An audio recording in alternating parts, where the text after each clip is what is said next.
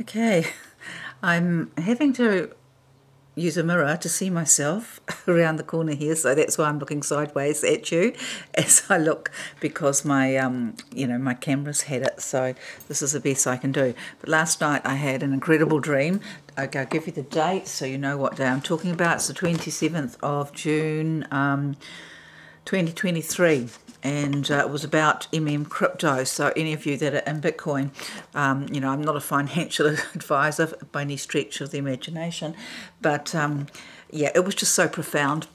And recently I've been sort of taking notice of my dreams. I saw the big up that we had recently, and it looked exactly as it was in my dreams, so I acted accordingly.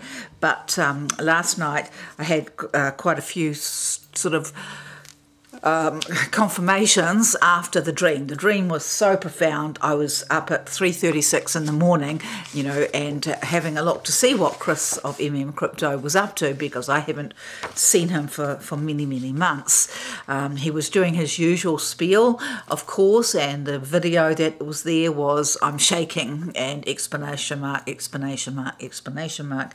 And but then it was really quite bizarre, because in my dream he was bankrupt in a big way, and really he just lost everything, and I think to the extent that he'd gone straight, and there was a woman singing to him, and who was in love with him, and I figured that would probably be the Holy Spirit, and he sort of went to her and ended up laying his head on her, and he said, when I said about him being gay, he said, "How did I know?" And he said, I said, you told us, you introduced us to your lover in one of your videos when you'd bought one of the houses, and he said, "Oh, that wasn't his house, those were just holiday houses, that's where he was staying at." So even though he'd told us that he just bought them, so I realised everything about him was false, and yeah, so then he went to my daughter. A lot of stuff you couldn't understand, but the number 18 was very profound, so I don't know what that would mean. Maybe we will find out, but I'm just putting it out there, because then when I, to come and actually see, him in there doing this video in front of this really weird set. So I'll actually show it to you, and that way you'll know what I'm talking about. And he just randomly says, you might wonder where I am. And he says, "I'm in the ghetto." I was like, "What?" In the ghetto? And so that really went with my dream, and then I said to my husband later, because we prayed about it, and he said that he'd just been reading this book, he got it wrong. He can't, being the son of a headmaster, he still can't actually read sometimes. Just gets, but he in my video that I did of this a few minutes ago, I made several mistakes. One of them was that when I realised as I'm reading it, it doesn't say ghetto at all, it says grotto. So I just bluffed it, and so here is the grotto that my husband was talking about, but I still took it as enough. I have to have a look here. Enough of a confirmation to really think about, what I had just seen. And that grotto there is actually, I think that one is in the Capitol grounds, and Washington, and all the Masons used to actually, meet in caves, and so the grotto that is like the cave, but what Chris is standing in front of is obviously a set. It's been well built, and here we go, and you look by the nails and all the rest of it. And then he also, after he's showing you his trade on his screen, the screen goes down and captures the floor, and he says, "Oh, this is the floor of the ghetto," and it was a black honeycomb, hexagon, honeycomb hexagonal sort of tile thing. And so I thought, oh, that's strange, because that's also very Masonic. So I then, what was the next thing? I'll just show you it. Then here it is. So I've got your usual all in. You see it there. And then I went into, I'm shaking, exclamation mark, exclamation mark. So here it is, way back here.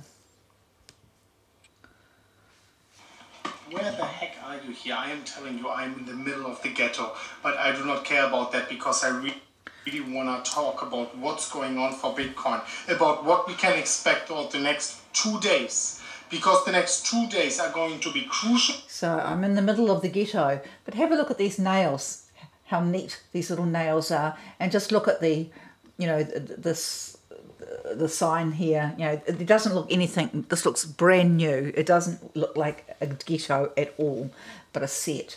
And then a minute here. Detrimental. The next 2, exactly what I've been waiting for. It uses the word detrimental. I was posting over on Twitter already, Bitcoin bull market optimism flip. This is something I want to talk about. This is actually something which also happens every 4 years. You can see it here. I am actually marking it. And right now it is happening. But before I'm doing so, let me actually talk about this freaking chart on Bitcoin right now. And yes, I talked about it a few times. But today I'm putting everything together you need to know for Bitcoin. And yes, I am still in my trade fund for Bitcoin. You can see my Bitcoin trade, 1.17 million US dollars in a profit. Yes, people call me crazy. Let me quickly go back here into the Facebook. Look at this ghetto floor. Okay, look at this ghetto floor. Can you see that? Yeah. Crazy.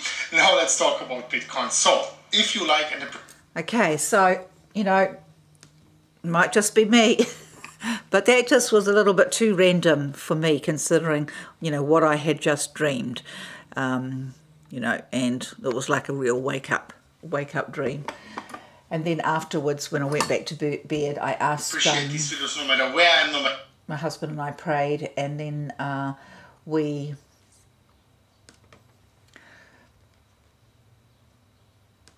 So I'm just going to show you this. We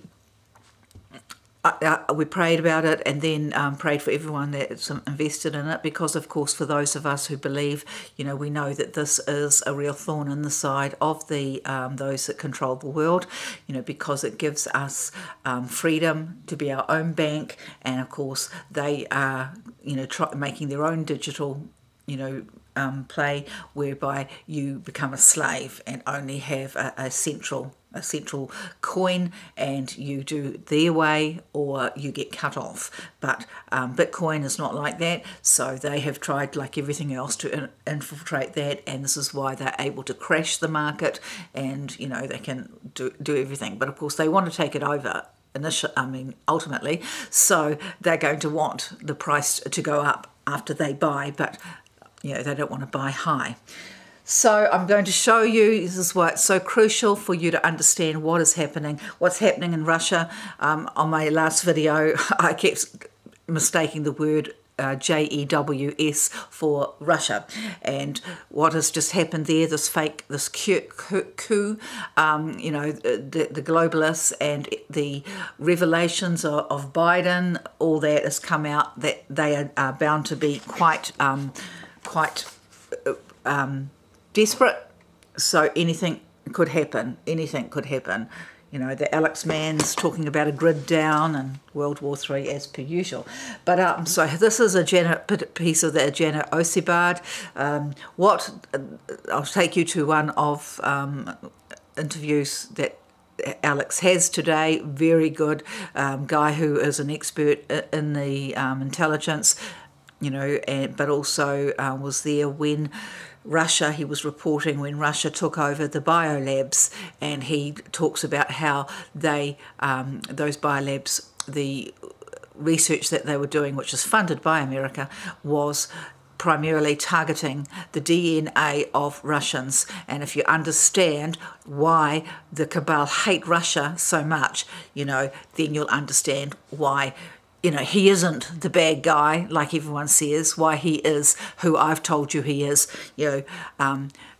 in Isaiah 17 verse 8, I believe it is, where it talks about, you can quote this, gifts will be brought to the Lord from a people tall and smooth, a people feared far and wide, a people mighty and conquering, whose land the river divides. Okay, then look up a map of Russia and you'll see it is equally divided in thirds by rivers.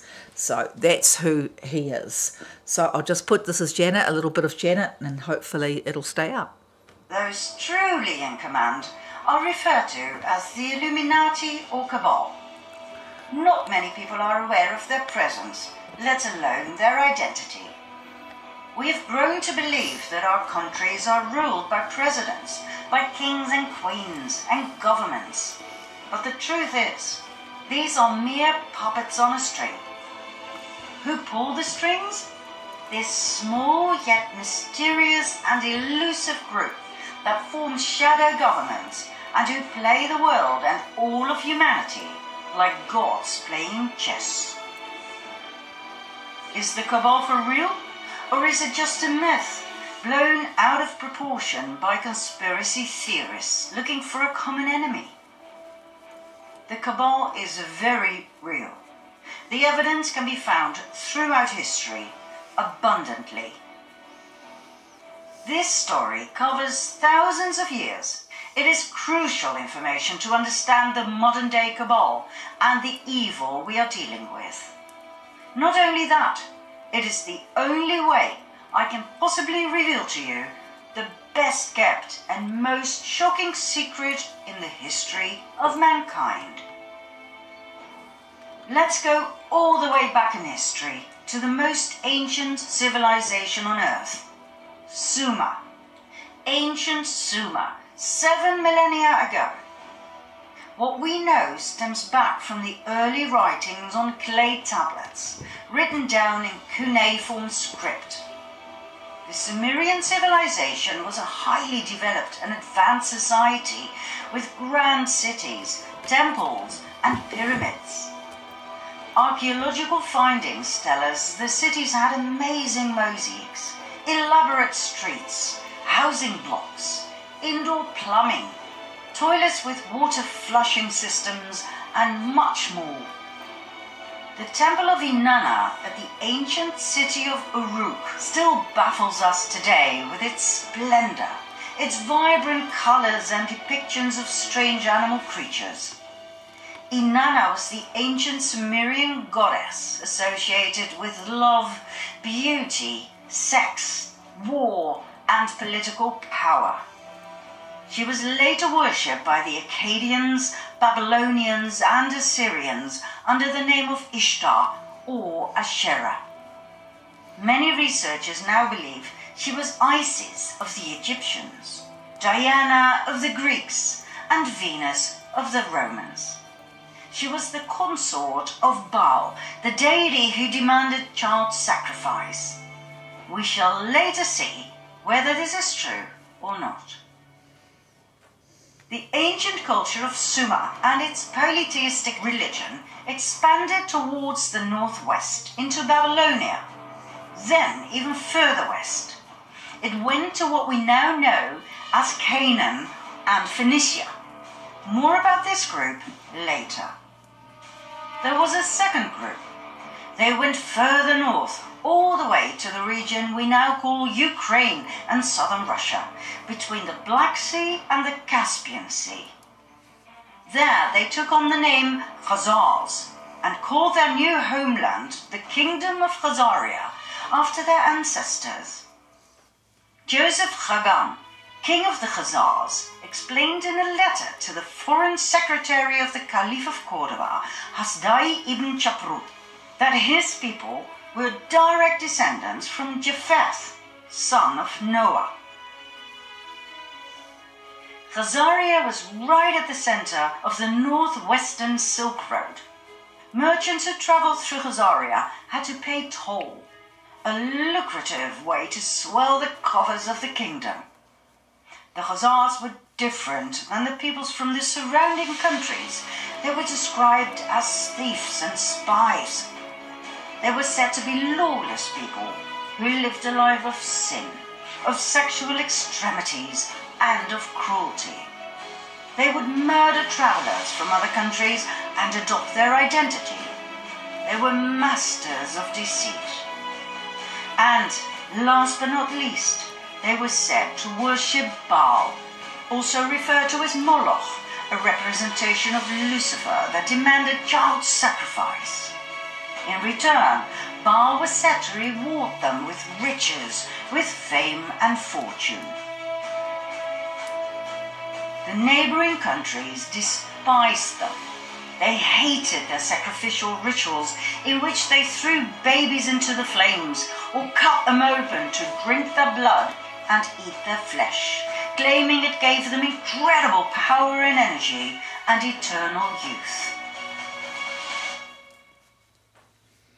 Urged by these surrounding peoples, the Russian ruler knew he had to do something. In the year 600, he warned their king, Bulan, that their Luciferian practices had to end. He told him they had to convert to either Judaism, Christianity, or Islam. The choice was his. Bulan chose Judaism. But he did not really convert. He merely took elements from Judaism and forged them into his own Luciferian belief. King Bulan and his people lived on and prospered. Nothing much had changed, except for the fact that for outsiders they now called themselves Judeans, which they were not. Mind you, the name Jew wasn't invented until the 18th century.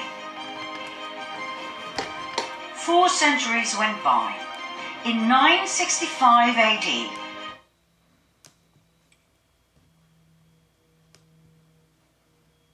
changes. That was one example of how the exploitation of different genetic sequences and structures of physiology in blacks and Hispanics differ from Slavics or Scandinavians or Celtic or Germanic types. So the West, America specifically, was looking to target what is the Slavic DNA defined as? What are Northern Russians in Moscow and St. Petersburg, in the Finland area, versus more of the Central Asian Russian areas? What are their different peculiarities? Okay. What are they resistant to? What are their vulnerabilities? So this is what I'm just saying, that on the other one. DNA. They were developing weaponized other groups that were this in is Ukraine. Talking about what this whole Ukraine thing is about, and why America's putting so much money in, because if Putin gets away with this, it's all exposed. So the first thing that Putin did when he went in was take over these 46 bio weapon places where they found that they were doing these experiments. So I'll just let this guy go on. So you can see the name of this. You can see this on, the unmentionable. Using all of this research to then send back to Fort Detrick that found its way in Wuhan. So all of this originated in Ukraine, and Russia has gone in and taken these 46 biolabs that were also targeting Russian DNA. They were developing weaponized pathogens to specifically strike the Russian DNA Slavic genetic code. And all of that has been covered up by the mainstream media. It was covered up by the United Nations because the United States, Britain, and France wouldn't allow an investigation into all of this material, all of these documents. And by the way, let me say okay. again, for those who don't know. Quite. Okay, so there we are. There's a guy also called Asher Logus, who you can look up. I think he's banned on YouTube, but he talks about this. But this is what the H-Man was all about also, is because what these Marxists are doing, everything with the Black Lives Matter, everything with the, the song, what we need is a great big melting pot, big enough to take the world and all it's got. And fit 500,000 people or more, something, to turn out coffee-coloured people by the score. Now that is why they want to change the flags, everything like that is, and why they're crashing all the borders, because they want people to be have no even knowledge of their race. Their genetics will be so so milky, and at the same time the American professors are going around the world, like they are in New Zealand especially, militarizing the Maori people, telling them, how they've been colonized and all the rest of it, and there's not a full-blood Maori in this country, and there's very few even halves, it's but they're just trying to create race wars.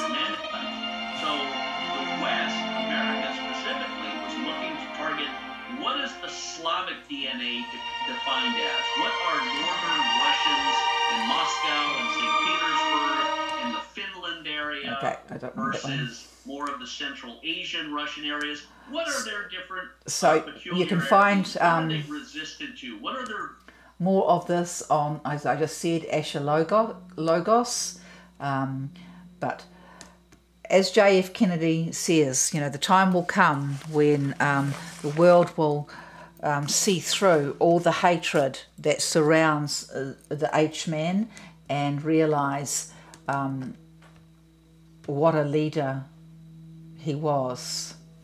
So I'll just zoom this through a little bit. In the back, he believed, was part of a great Jewish conspiracy. Suddenly, Hitler discovered the greatest talent he possessed, the gift of public speaking. And it all started at in Poland again, where, just like Putin has been forced to go in and save his people, so did the H-man.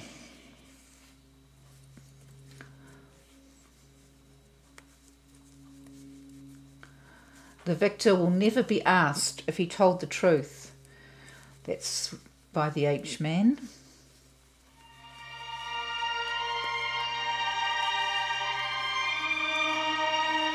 And these are the people who control Hollywood, the news media, everything.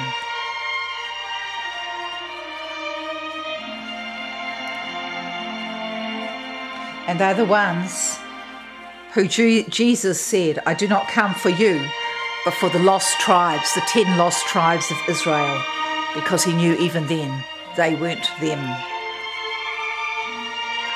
Hopefully you can read those words. So please remember, I'm sort of doing this side on.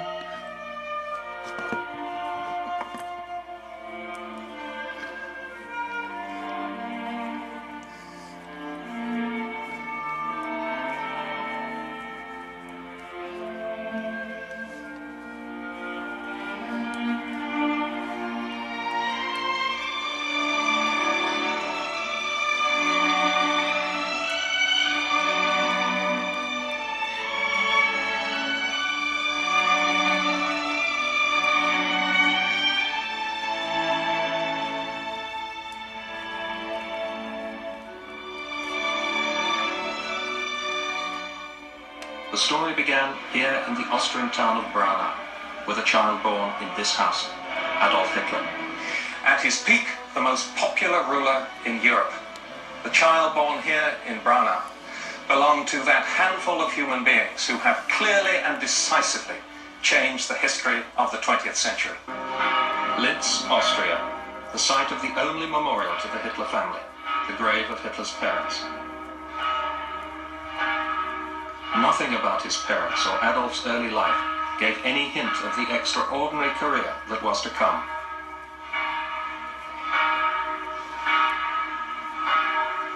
His father, Alois, was a stern, short-tempered customs official who beat his son.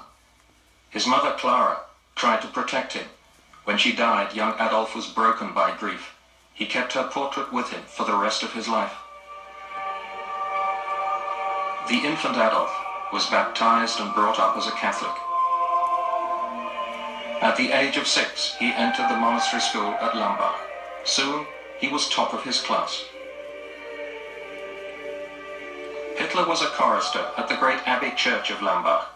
I used, he said, to intoxicate myself with the solemn splendor of the services.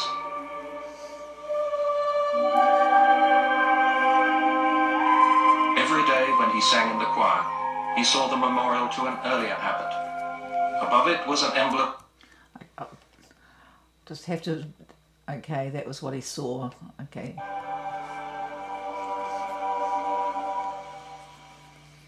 In his teens, Hitler became a moody adolescent. At secondary school in Linz, he lost interest in most of his work. His ambition was to go to Vienna and become an artist or architect. And what do they call him? A failed house painter.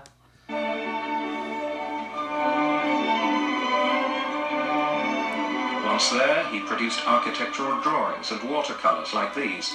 Competent, but not good enough to win the place he longed for at the Viennese Academy of Fine Arts.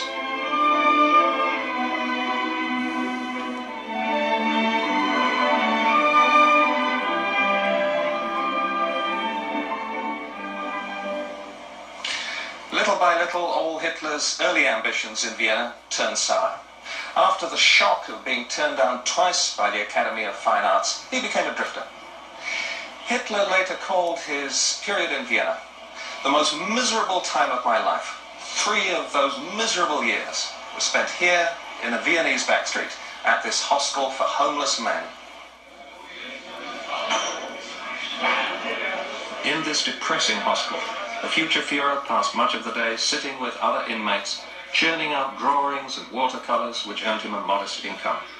When he drifted from Vienna to Germany in 1913, he was still dreaming of becoming a great artist or famous architect.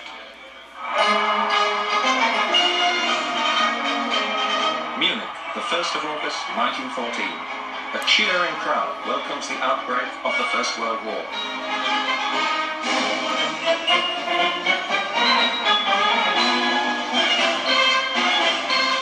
On the right is a photographer, and among the crowd he's photographing is the 25-year-old Adolf Hitler.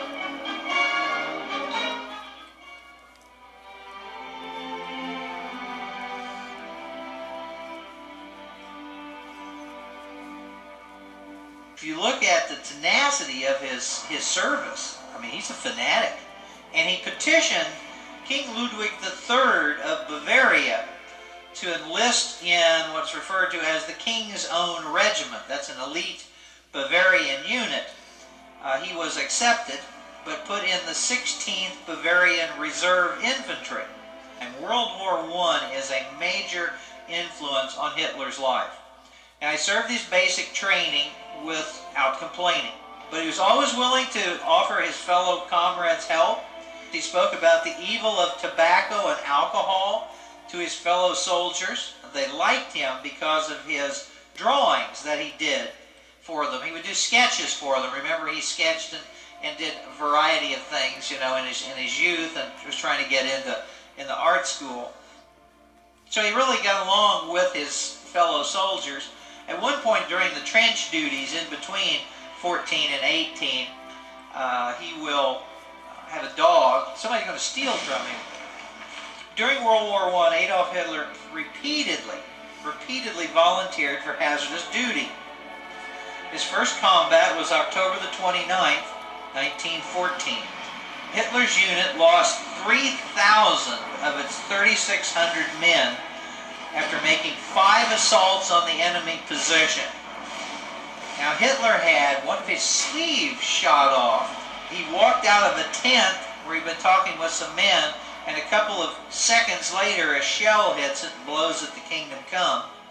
And for his fighting in this unit, he was awarded the Iron Cross 2nd class for bravery under fire, and he was promoted to corporal.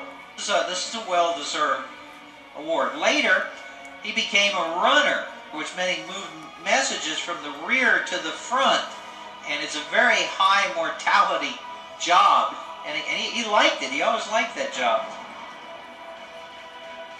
Then in December of 1914, when you have the famous Christmas truce on December the 25th, Hitler wouldn't leave his trench. And his comment was, such a thing should not happen in wartime. And then he told his buddies that participated that they were wrong to get involved. So, no fun while the war goes on. Those are your enemies. Now, between 1914 and 1916, in the final stages of the Battle of the Somme, Adolf Hitler was wounded in the leg by a shell fragment. This sent him back to Germany to recover. And he's there for about 5 months. Hitler could have stayed back in Germany on light duty because of his wound, but demanded to be sent back to the front. So he's no shirker. You've got to give a guy some due here for not being a chicken. A lot of people, you know, look for a way to get out of there. Then you have Hitler back again on trench duty, and then he shows up again during the, of course, German offensives. Now, during the Ludendorff offensives, he was armed with a pistol, and he captured 5 French soldiers. And for that, he received the Iron Cross First Class. And you didn't get those at any time in the war for free. You can't dismiss his decorations. He wins the Iron Cross Second Class in 1914, First Class in 1918, and then in mid-October he got another battlefield decoration. But he's never promoted because he had a captain. Captain Fritz Wiedemann said he lacked the capacity for leadership. You just can't make those statements. As the war turned against Germany, he believed that the pacifists and the shirkers, which are people trying to get out of duty, were losing the war. And the thing that enraged him even worse is what is referred to as defeatism in the ranks. There are actually non-commissioned officers who said it was stupid to keep fighting. He beat one up. So we have a corporal beating up a non-commissioned officer and didn't get into trouble for it. He's a fanatic. At the end of the war, Hitler was gassed by the British forces advancing near Ypres in mid-October 1918. It bloated his face up, and particularly his eyelids, constantly watering eyes, had a hoarse voice. He then had this terrible pain. He referred to it, quote, piercing pain in my eye socket. He hated leaving the front to go to the hospital. He considered it the happiest chapter in his life. Being there, being something, being with people. You know, he had friends and he had comrades while he...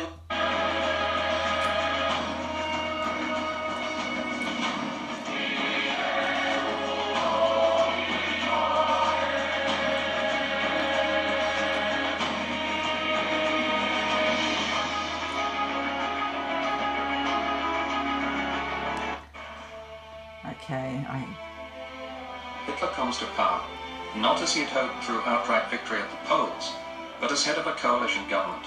As this withering glance suggests, Hitler despises his coalition partners. He quickly outmaneuvers them and establishes his own dictatorship. A month after he comes to power, the Reichstag building, the Parliament building in Berlin, is set on fire. This happens to come at the time when he is constantly insisting that there is a communist plot to overthrow the new government and to carry out a revolution. And the Reichstag fire goes up in flames, which everybody can see. Before that night was over, he had got a set of decrees drawn up which transformed the situation politically. All the guarantees. The comment was such a thing. Chapters to them. The book as a whole dwells on the great obsessions which had come to dominate Hitler's political thought.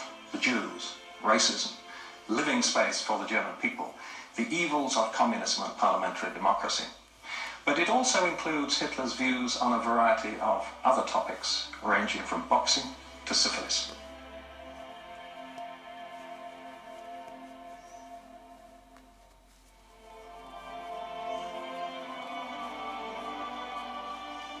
The amazing appeal Hitler was later to exercise, but on his mastery of the spoken word. After prison, the leader, or Führer as he now called himself, had a new political strategy. Instead of planning another coup, he aimed to win power at the polls. What was to win him millions of votes was instead his vision of a great national revival. Hitler's election opportunity came with the onset of the Depression. In a few years, 1 in 3 of the labor force was out of work. Ilse Wenzel was a church social worker during the Depression among the unemployed in the Berlin slums. The despair was so terrible as I can't describe it. You had everywhere beggars, wherever you went in Berlin, you had beggars. The democratic political parties offered no solution. To millions of Germans, the only hope was Adolf Hitler. Have you been to the marketplace? Do you know how much it costs for a loaf of bread these days? 500,000 marks. 500,000 marks. The wheelbarrows aren't big enough to carry the money in. He's afraid I'll stir things up. You can tell Commissar Karl. This is not a time for silence. I supported Hitler because he, after having seen all that depravity, all that poverty here, was the only one who could do social justice to the people here. He had that ability, the ability derived from his readiness to throw himself totally open, to appear, as it were, bare and naked before his audience, to tear open his heart and display, to throw on a few extra generators and suddenly become absolutely charged with energy.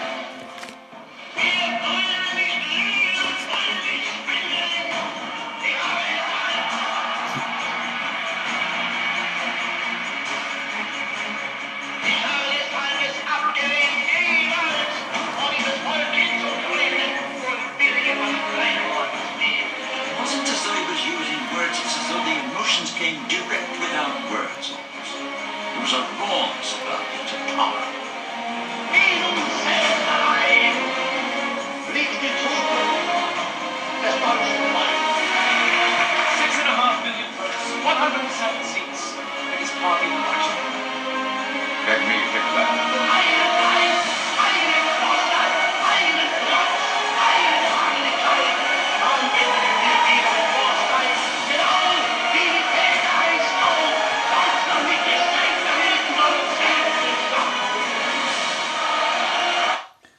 Okay, so I haven't managed to find the part where the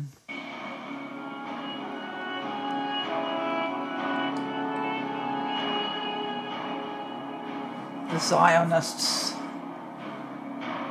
make a deal, even though England has lost the war and America is then drawn into it.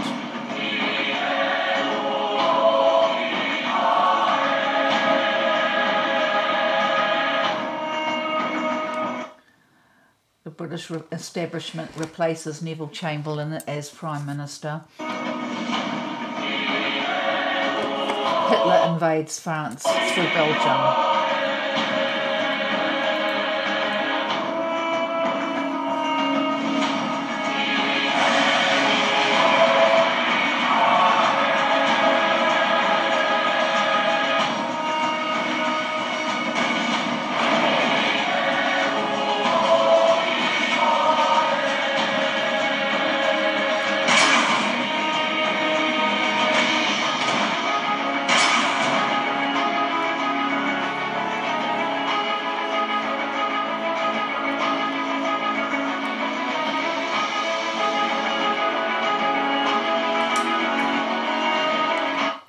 So as you can see in here, you know, it's a pretty, a great production, split up into, you know, a nice episodes. So it is quite long, but, you know, nice, easy episodes, which are pretty hard to not want to watch the next one. And but it shows quite clearly exactly what happened there, why he had to do what he did is exactly happening. It's the same people doing it, and those are the same people who are running the likes of your church, your Zionist church, and because they cannot give up, you know, Christianity, what Jesus did to come and set us free from these kind of leaders, from the reason that they hung him up then, you know, why they killed Jesus was because Jesus came and said, you don't need these guys, you don't need the preachers, you know, now you just go straight to God through me. You know, so you don't need any of them. So he took away their power. And that's what's happening now. So even though you've got your Rodney Howard Browns all teaming up with the Alex man, that's like, you know, and Flynn and all the rest of it, and you see all these crosses on the shells and all the rest of it, is because they're playing both sides, you know, because they cannot, you know, Satan cannot give up the power of the church, because that's how he has controlled humanity, and that's how these people control as well. They went into the Masonic lodges, they control the lodges, they control everything, just as she says. But Jesus is about no control, isn't it? You know, so I hope this stays up. I tell you what, excuse me for doing that.